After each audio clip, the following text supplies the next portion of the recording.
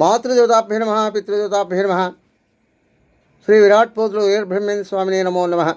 వీరబ్రహ్మేంద్ర స్వామి వారు అందరినీ కూడా ఆయు ఆరోగ్య ఐశ్వర్యాలు ఇచ్చి కాపాడాలని కోరుతున్నాం. ఇరువురు శేషమనేంద్ర ఆశ్రమం ప్రతిరోజు కూడా ఒక మంచి మాట చెప్పుకుంటున్నాం. ఈ రోజున ఆత్మజ్ఞానము, ముక్తి మార్గం నుండి కొన్ని విషయాలను విశ్లేషణ ఇచ్చుకుందాం. అంట్లో ఏమని చెప్తున్నాయంటే, దురితమాచరింప పరమేశ్వరునికైన పాసిపోదు కర్మఫలమునుంతా, కాశికేగ ఫలము కాసంత కలగదు కాళికాంబ హంస కాళికాంబ అని తెలియచేస్తుంది. అంటే ఇక్కడ సాధకునకు, ప్రతి మానవునికి ఏం చెప్తున్నాయంటే, ప్రతి మానవుడు కూడా కలిమాయ వల్ల ప్రభావం వల్ల అనేక రకమైనటువంటి కర్మలు చేస్తున్నాడు. తను ఆశాపాశంలో చిక్కుకొని ఆ చేసేటటువంటి కర్మఫలం వల్ల అనేక రకాలైన కష్ట నష్టాలన్నీ పడుతూ ఉన్నాడు.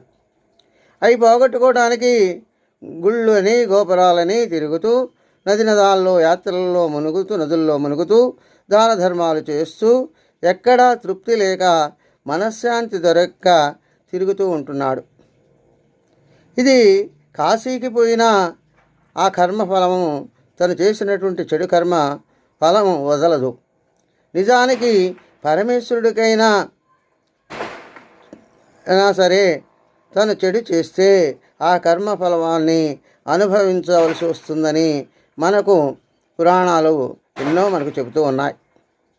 అలాంటిది మానవులమైన మనం ఎంత, మనకి ఎలా సాధ్యమవుతుంది, అలా ఇంకా ఏం చేస్తే బాగుంటుందని ఆలోచించుకోవాలి.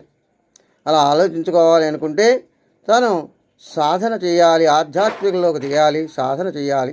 ఆ సాధన చేయడానికి మంచి గురువుని ఎన్నుకోవాలి. ఆ గురువు ద్వారా తను జ్ఞానాన్ని పొందాలి.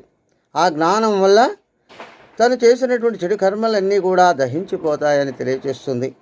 కాబట్టి ప్రతి సాధకుడు, ప్రతి మనిషి కూడా ఈ యొక్క ప్రకృతి మాయ వల్ల జరిగేటటువంటి చెడు కర్మలను తను ఎప్పుడూ కూడా వదిలిపెట్టాలి. మంచినే ఆలోచించాలి.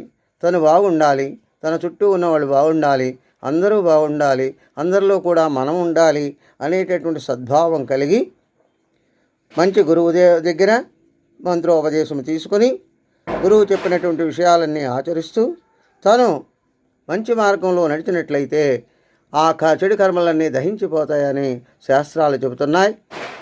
కనుక ఆచరించి ధన్యులవుతారని తెలియచేస్తున్నాం. స్వస్తి. సర్వే జనా సుఖినో భవంతు.